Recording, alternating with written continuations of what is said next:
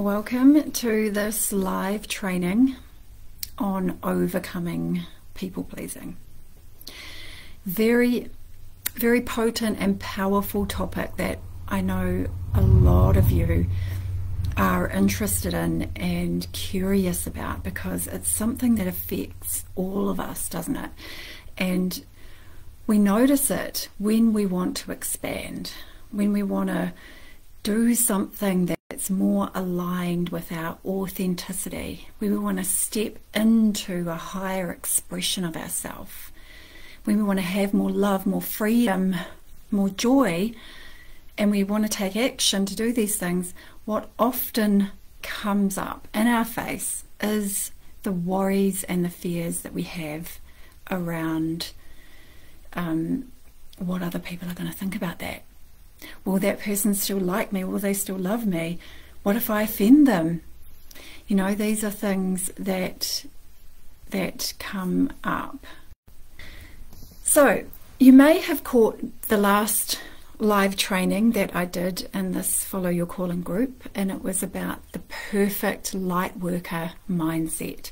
We were talking about the perfect mindset to be in when you're wanting to follow your calling is the mindset of your higher mind, your higher self. We were talking about how there's two different parts of you vying for your attention all the time. There's like that loving, connected, inwardly safe and secure part of you who kind of speaks sanity and love, who exists in this feeling of connection with the universe and inner peace. There's that beautiful part of you that is there, whether you felt it lately or not, it is there, and it's that eternal nature. It's that part of us that goes on and on when the body finishes. You know, it's that part of us that's always connected to Source. It's the extension of Source radiating into the world. You could call that love. Some of us have found a connection to that higher mind. Some of us have dipped in and out of it, just felt little glimpses of it. Some of us haven't ever felt it. Or maybe we have, but we don't know we have. If you want to follow your calling, it's about really finding and sitting in that higher mind, because when you hang out in the other alternative, which is the lower mind, which is our ego construct, which is just basically all of the stories and interpretations that we've given to reality. It's all our knee-jerk reactions to everything. It's our coping mechanisms. It's our defense mechanisms. It's just this habitual automatic response unit that just walks around the planet, and this happens, and that means it will respond like that. This happens, it will respond like that. It will get triggered by this event. It believes this, it likes this, dislikes that.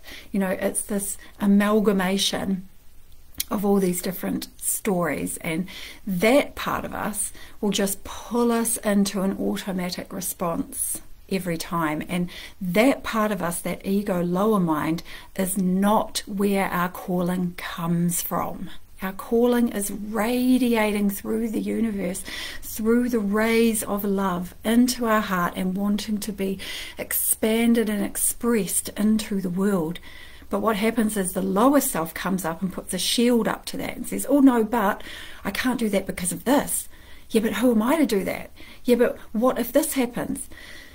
You know, so that lower part of us is actually blocking the calling and blocking that radiation of love. So the more we can know ourselves as love, and the more we can sit in alignment with love in the moment, with our eternal nature, our higher mind, and that can just mean just feeling good. That can mean just doing something that feels fun and joyful, just releasing you from the problems, the burdens and all that stuff, and coming into a higher energy. That's where we start to get the ideas and the inspiration that guides us. That's our higher mind. So that's the perfect light worker mindset, because that's where our calling is coming from. So we want to be in a space where we can receive it and start to radiate it. So when we are in alignment with that perfect light worker mindset, when we're sitting in an energy of love, then in that energy of love, that's kind of where we've found all the things we thought we were going to find out there in the world, all the things that we thought we were going to get love from, that we thought we were going to find this salvation in, we actually just find it when we come home to ourselves, to this energy of love. It's actually a switch in consciousness rather than an actual moving my physical body from this place to this and having this success happen and having this outcome manifest. It's actually a switch in consciousness. It's actually putting down the walls that we had up to block us from realizing that love is here now, that we're in it right now. In any moment we can switch into this grateful, happy, positive, beautiful, connected mindset where we're going to find what we thought we were going to find out there and all of these different things somewhere in the future. So this is what we do with people pleasing. And I know you might not quite understand what I mean yet, but bear with me. I'm going to tell you a little story that's going to illustrate it to you. Okay, so quite a few years ago, I just was coming out of like the honeymoon phase of my relationship.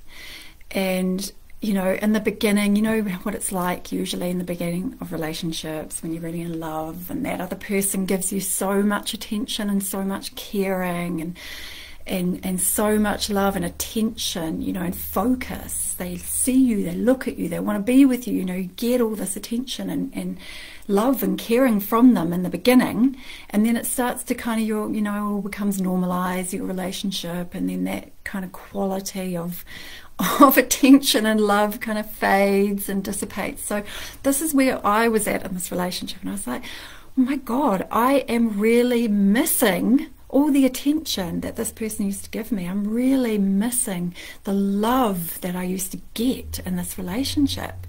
How do I get it back, or how do I find it again, or how do I feel more love in this relationship? This is what I was thinking, what I was going through. So I went for a little walk.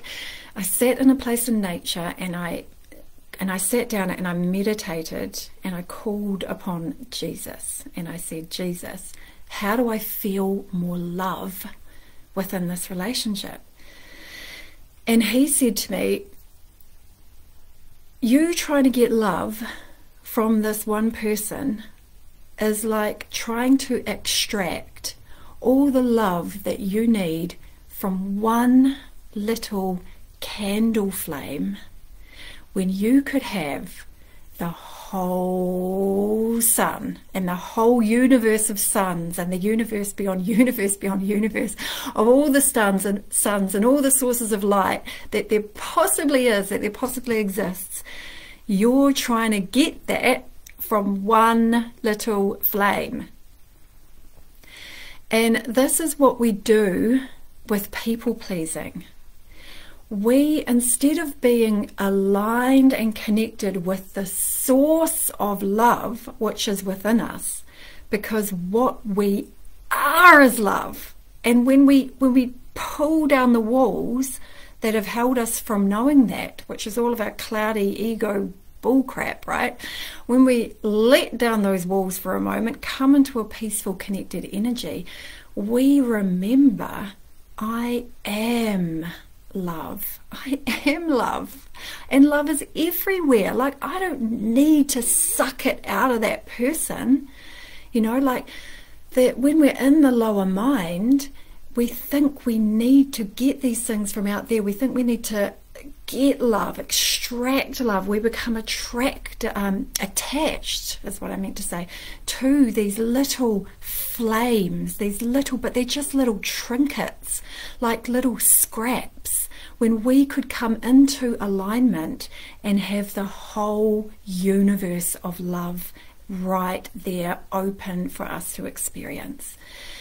And that is what we need to remember when we're trying, or when we're not wanting to please or offend that other person. I mean, when we're worried about what other people think, we're just in that moment, we're attached to this little scrap of love, attention, or approval from over there, when ultimately we could be coming into our own essence and feeling that love and connection with the entire universe and that person, because they're a part of that, all those people, you know, it's a part of your feeling completely in love with the whole thing.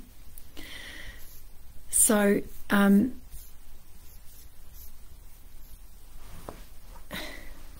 so what happens is, when you choose to focus on what somebody else thinks of you,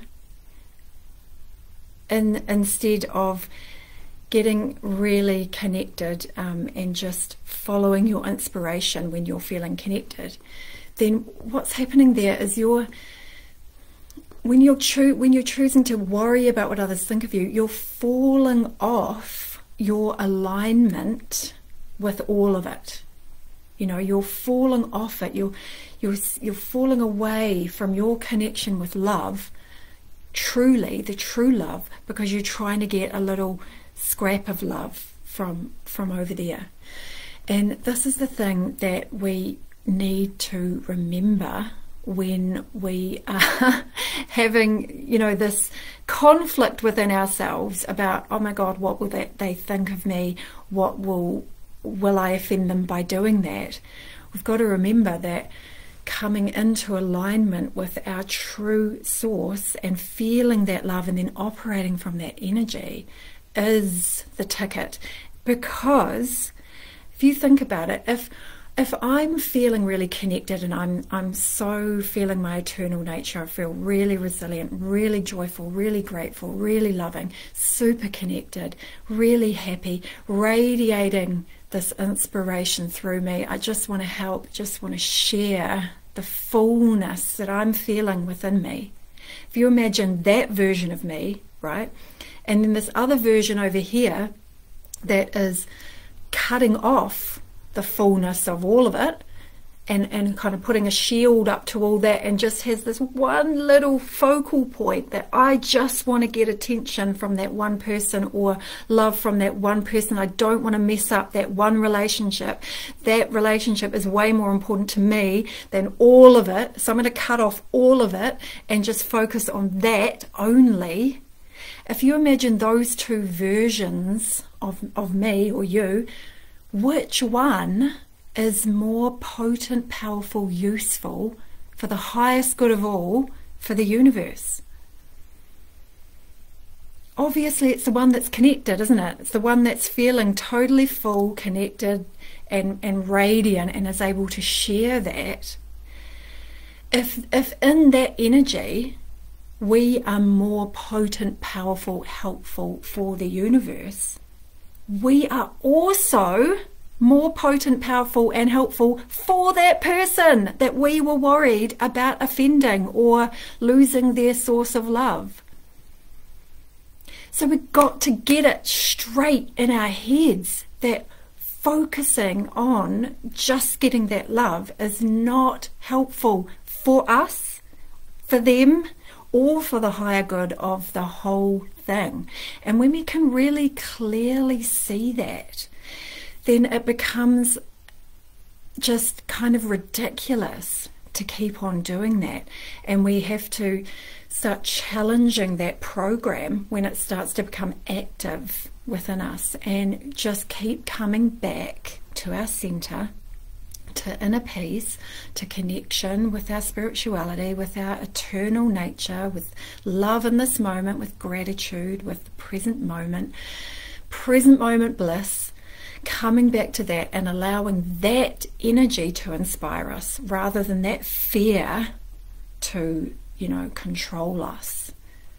And I know that, of course, there's going to be feelings, there's going to be emotions that are going to come up in this process. You're going to feel really afraid to step out and do things you haven't done, and in the face of, you know, what other people think of you and all of that. And of course it's going to bring up emotion for you. But if you can feel, if you can know that you being in alignment with love and operating from that reality is for the best for them, even though at the time they might not see that, they might get offended, but you know, it will pass, because ultimately what you're doing is for the best for them. And if it is for the best for you and the higher good of all, they are going to benefit from it, and one day they might thank you for it, but it might not be immediately. And so if you are in that situation where you're struggling with a people-pleasing thing going on, first of all, you need to get your head straight about it and realize what what's really going on here, and what's really the most useful for the highest good of all for you to do. And then secondly, to let go of that emotional energy that's kind of making you freeze, making you put the brakes on, making you stop. And I'm going to be talking in the next live about how to let go of trapped emotional energy so that we can feel more connected, so that we can break through some of these old patterns. So I want to talk about a couple of other little things, and this is this phenomenon of people holding us back. The thing is that if you believe that someone's really sabotaging your success, then you're not going to be successful, are you? Because you've given yourself an excuse to not go ahead with whatever that it is that you really want to do. You've made yourself a victim. You've said that person has the power to sabotage me. That person has the power to control, you know, how I'm feeling. Ultimately, only you have that power. And when we come into these situations where we're feeling like somebody else is holding us back, we have to turn the mirror onto ourselves and realize it's only really us that are holding ourselves back. We can use other people as an excuse as long as we like, but ultimately it's really us choosing to not move forward and kind of blaming that other person, you know.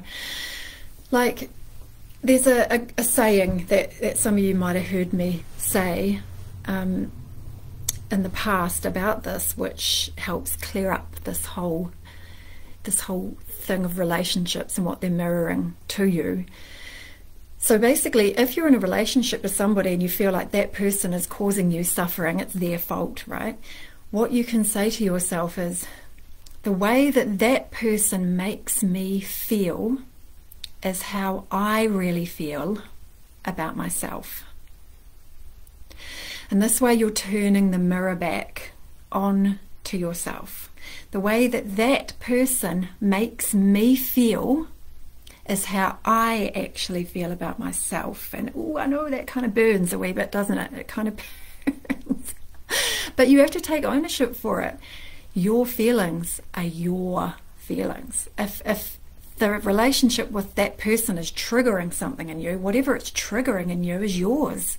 You can't blame it on them. You're feeling it. It's in your experience. And so, so for example, right, if I'm saying like about my mum, like let's say I feel like my mum's holding me back. My mum won't approve of me if I go ahead and follow my calling and do this thing. My mum won't like that. My mum's never liked that about this thing that I do, and so on and so on. My mum won't like me, won't approve of me. It'll cause a real problem in our relationship. So if I turn the mirror back onto me, the way that my mum makes me feel is the way that I really feel about myself. So the way my mum's making me feel is that worried about being approved, worried about that people will like me, accept me, worried about whether I'll be good enough. That kind of energy is what my mum is mirroring to me. So if I take my mum out of the picture, what am I left with? This energy of I'm worried about whether people are going to approve of me. Kind of doesn't have anything to do with my mum. I just kind of used her as a figure to blame this on, to give me the excuse for feeling like this because I didn't know how to resolve it, or I didn't want to resolve it. But ultimately, I'm the one that's afraid of whether I'll be approved of. And when I decide to face that and decide to feel that and transcend that and let go of the murkiness in there about that and find a new way of looking at that, when I heal and transform that, and I'm in the energy now of, actually, I just want to share what it is that is really in my heart. I don't really need other people's approval. It's the sharing of this that is its own reward. I just want to do what I love to do and have some fun with it. And if you're in that energy and you've shifted and now you just want to have fun and you want to share this thing and you're not worried about whether people approve of you or not, your mum, you don't worry about that anymore. Your mum is going to shift. Your mum is going to support you. Your mum is going to be different than you thought about what it is that you're doing. Do you understand what I'm saying? So even if you feel like you're being held back by your family, if you feel like I mean, this was a thing for me that, you know, I've got 4 children. So I have definitely felt held back by being a mother, you know, not being able to really step into doing what I love because I've got so many family responsibilities and so many people needing my love and attention. So I have definitely felt held back by that. And I know some people are looking after sick parents or have situations in their family life or similar that they feel that they're being held back from doing what they want to do because of these situations. And, you know, in a sense, it is kind of true. If you've got small children, there is a limited amount of energy that you've kind of got to expend on following your calling and being really in that vibration. And you, if you've got sick parents, of course, you know, it's taking up your time. So there is some truth in that this situation is stopping you from really stepping into what it is that you love to do. But don't let it stop you from aligning with love in the moment. Because ultimately, that's what your true calling really is. These things come up in our lives. Yeah, of course, there's all these circumstances that tend to put obstacles in our pathway. That's always going to happen. But they are just temptations to leave our center of love. And whatever situation, whatever circumstance is coming up that's tending to stop you, slow you down or block you, it's part of the way that you get to where you're meant to be, where you want to be. If you surrender and relax into this experience, like the parenting or looking after sick people or whatever it is, if you relax into that experience, if you focus on finding love in the moment anyway, if you look at the silver lining of what is going on in your present moment, if you don't let it stop you and block you and tempt you out of your alignment with Source, then you're going to be able to have more energy. You're going to be able to have better ideas. You're going to be able to flow through this experience with a lot more ease. And that is following your calling. Ultimately, we want to always be coming back to this source of love within us as much as we possibly can, because that's where our calling is coming from. That's where we're going to find our guidance. That's where we're going to raise our vibration so we attract provision. It's where we're going to be able to actually see the path forward, because we can't see the path forward when we've clouded ourselves in doubt. I think I have downloaded to you pretty much everything that I felt was really important and potent and powerful about people pleasing. And if it's something that really is a problem for you, then, you know, I would definitely be getting into a practice of connecting with your own eternal nature, your source energy, or even just even just feeling really good, making it a practice to feel really good more often. Do what you love, do what makes you feel joyful, because it's that joyful energy is the same as when you connect into your source of love. That's really, really important. That's a priority.